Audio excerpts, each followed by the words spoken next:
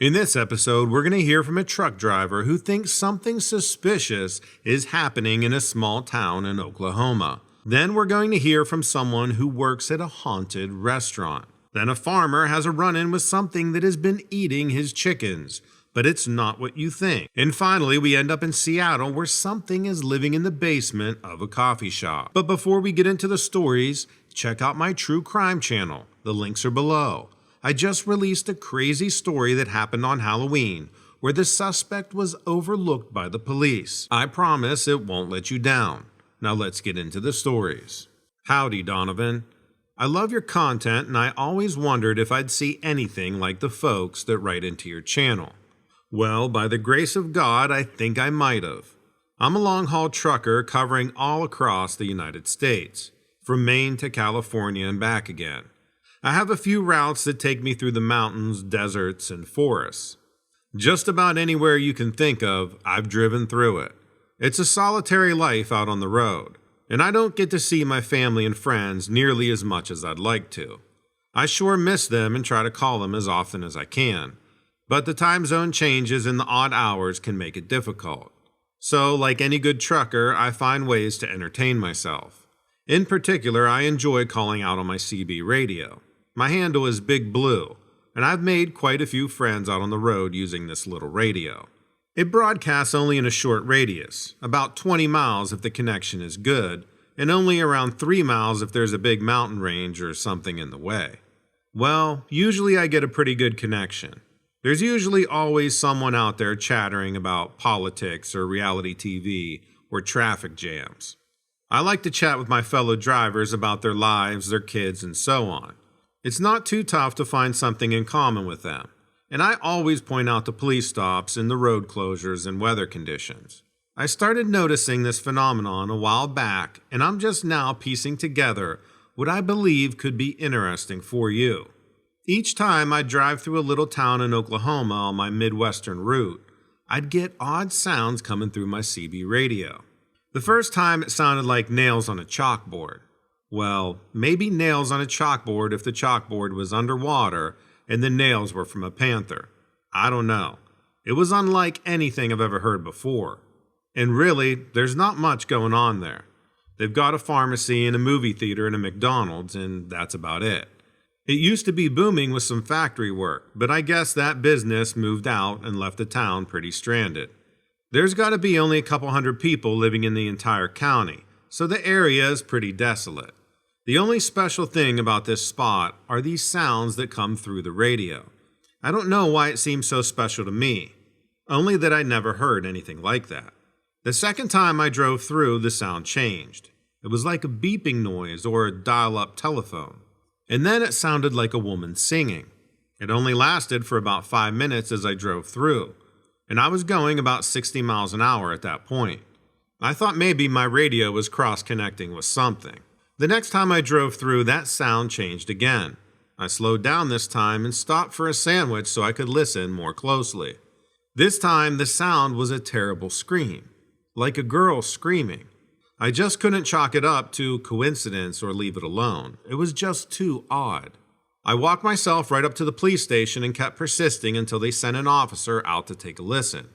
When I turned on my radio that time, all I heard was radio static. They all rolled their eyes and laughed at me, but I knew this was real. When I got back in my truck alone, I heard it again. This time it was a scream that sounded like a song. I truly don't know. I drove all around that whole county trying to pinpoint where the sound was stemming from. When I got outside the borders of the town, my radio would get fuzzy, and I'd start to hear the usual calls from other truckers. I found myself following as the sound got louder and louder, as I approached this empty factory. This was the place that I guess went out of business. Now, I don't know what's going on in there, but it's got to be something that the police know about, because as I approached those front gates, I spotted the same officer that went to listen to the radio with me parked right outside. I have no idea why he'd act like he didn't know where the sound was coming from. But did he lie right to my face? I don't want to get myself in any kind of trouble, so I figured I'd best stay away for a while. Better not to stick my nose in where it don't belong. When I drive through, I still turn my radio up, and each time I hear something new. sometimes screams, sometimes shrieks, sometimes whispering or beeping, or a combination of every sound imaginable. I don't know. I just don't know. I have a feeling that the police over there must know more than what they're letting on. I'll keep you updated if I see, or more likely hear, anything else. Thanks for doing what you do. Hi, Donovan. When I was a teenager, I worked at a restaurant that was in an old farmhouse. The bartender, the busboy, and the owners had all told me that the house was haunted. And even some of the longtime diners had stories about encounters with a ghost that supposedly lived there. The odd thing was that the ghost didn't seem to want to scare anyone. It tried to be helpful. A missing kitchen tool would suddenly appear on the counter in plain sight. A misplaced set of keys would show up under the diner's table after 3 different people had looked in that spot. A kid would suddenly be holding a toy that no one recognized. There were tons of stories like that, and everyone thought of the helpful ghost like a mascot for the restaurant. One day I'd gone into work early to do some deep cleaning. I broke the cardinal rule: never go in the basement fridge without letting someone know you were headed that way. The interior lever on the door was tricky, and if the door slammed shut behind you, you were stuck until someone released the door from the other side. Additionally, the basement had a very limited cell service. So there I was, completely alone in the place, which was not out of the ordinary.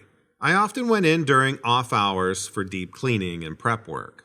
I realized that we were out of lemons in the kitchen, so I headed downstairs to grab some. My boss never needed to know I had gone downstairs without a buddy.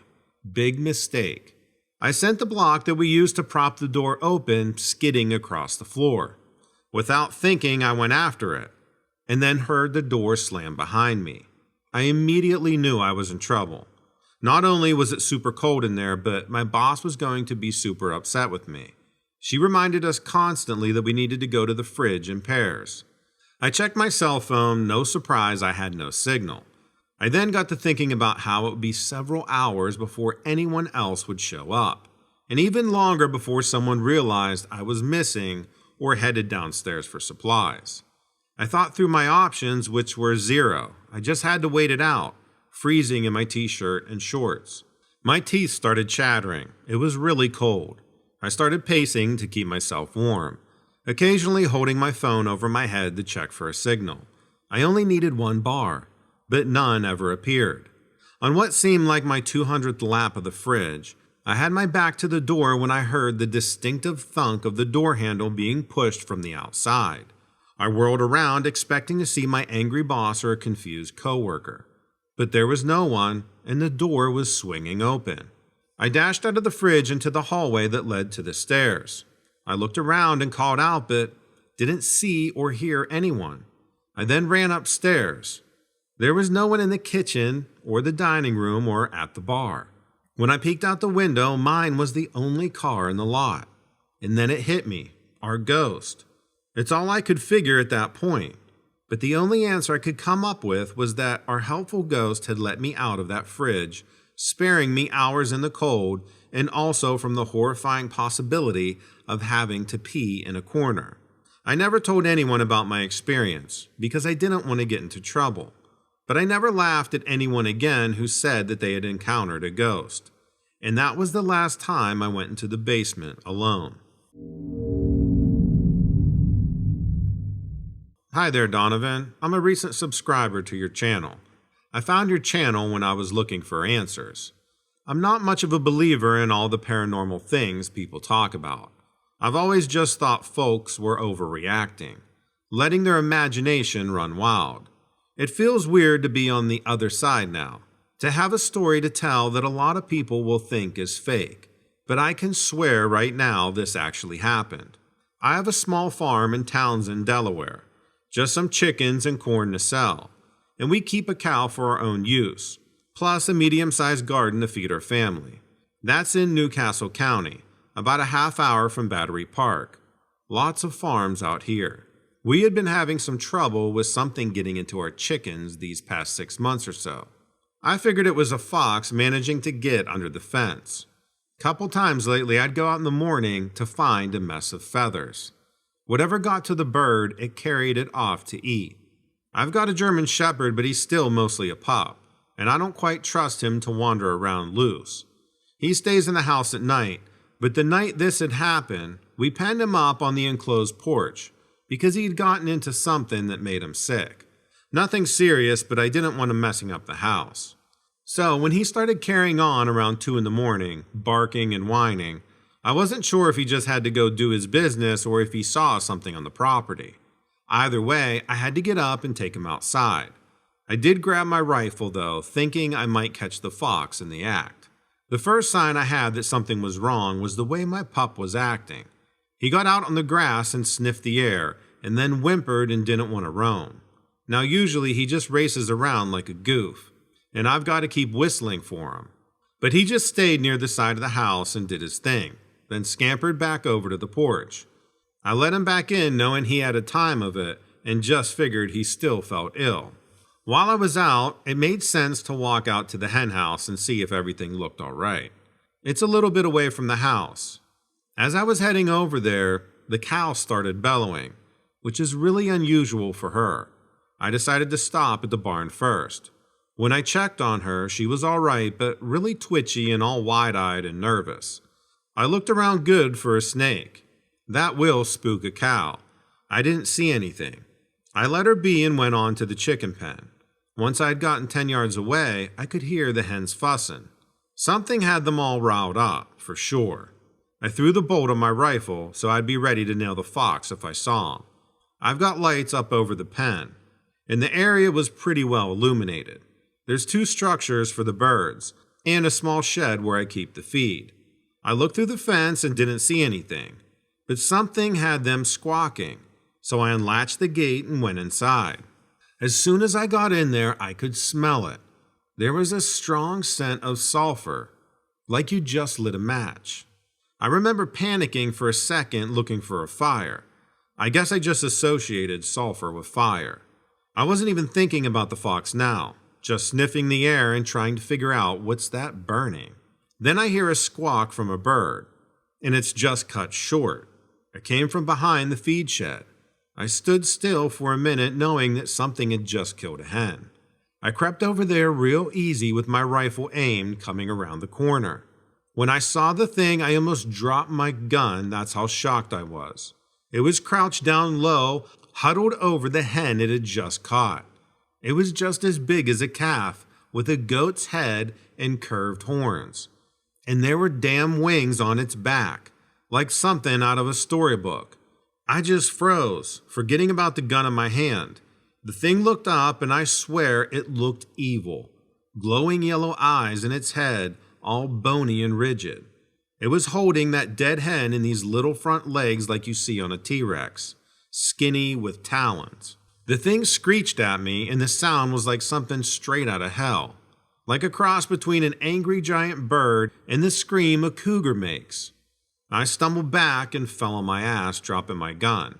Then I scrambled up as quick as I could, scared to pieces it was going to attack me. I snatched up my rifle and pulled the trigger, shooting like a crazy man, not even taking time to aim. The thing took off. It actually flew. These giant bat wings just unfolded, and it launched into the air carrying the hen.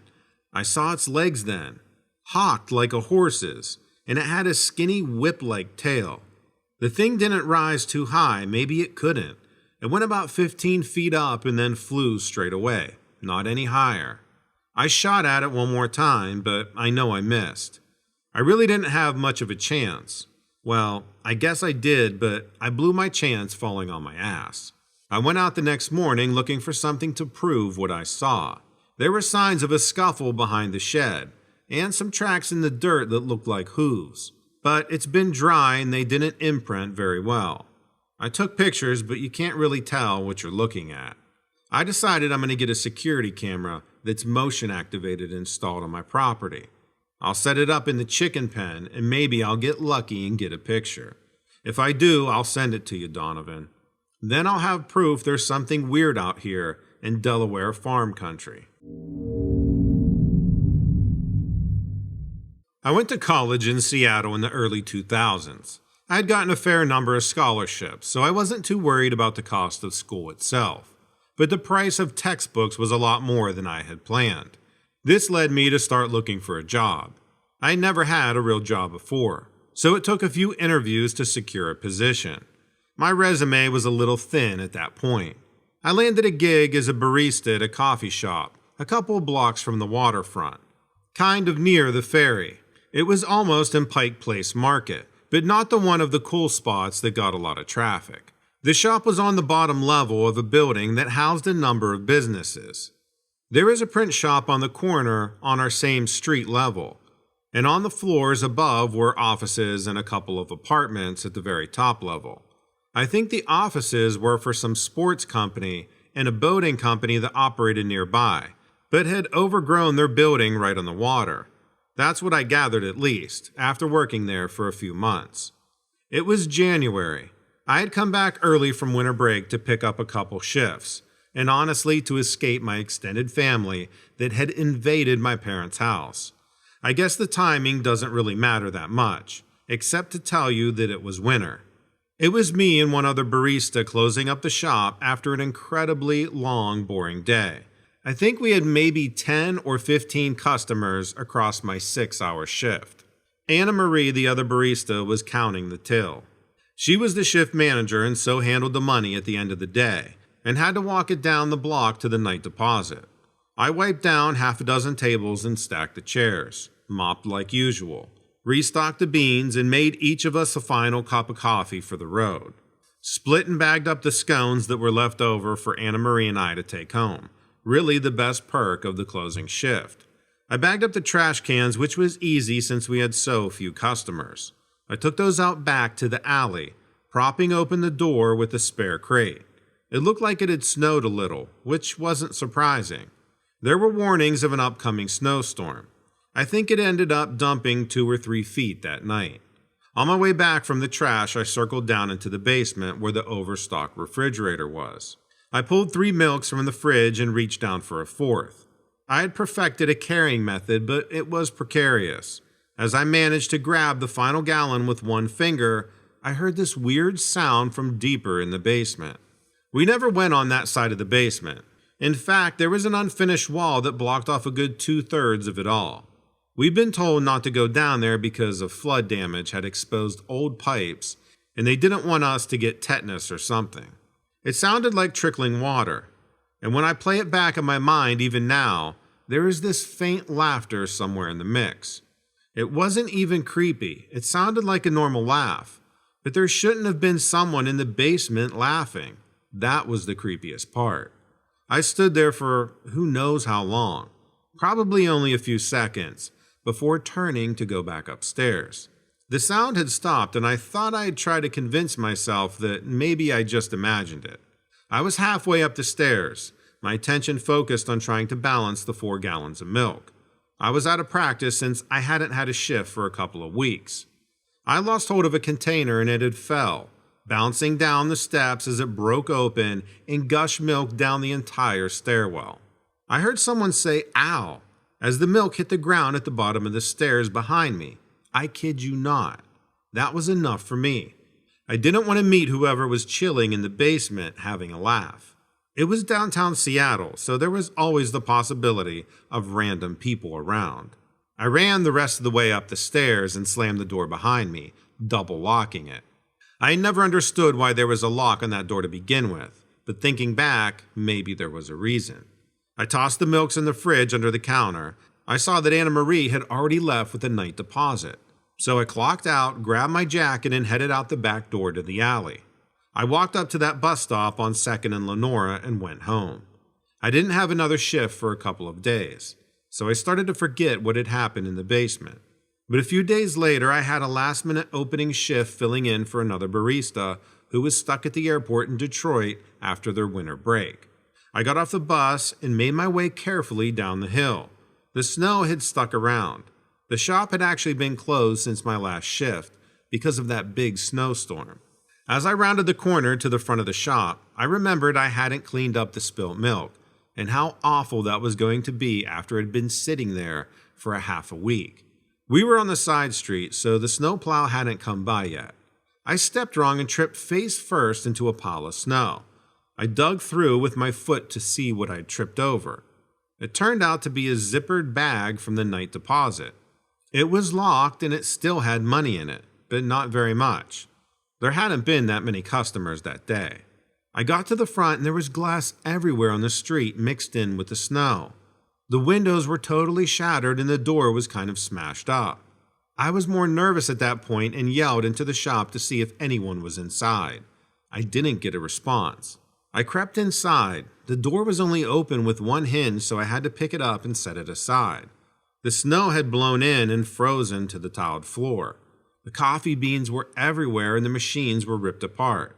The tables and chairs were thrown around. I looked back through the smashed windows and could see a couple of chairs on the other side of the street, half buried in the snow. The basement door, I swear to God I had locked it, was standing open. The doorknob was twisted off and the bolt was splintered out.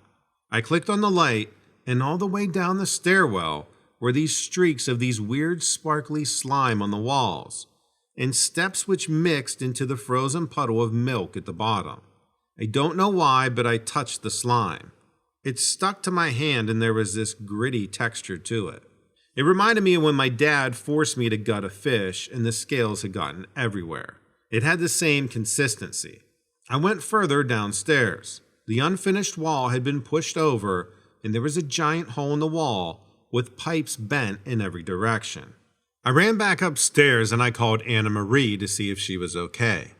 She answered her phone and told me that when she went to deposit the cash, someone had hit her from behind, and she woke up face first in the snow about 30 minutes later. She said she was so disoriented that her boyfriend had to come and pick her up. She didn't notice any of the windows being broken at that point. I hung up with her and I called my boss, who had been in Punta Cana for the last week, and I told him what was going on. Fast forward a few weeks after that, the police finally did investigate and it looked like the perpetrator came through that wall in the basement. But what in the hell is strong enough to break a concrete wall? The shop is back open now after the owner filed an insurance claim. But I quit a week after that incident, and especially after what happened to Anna Marie.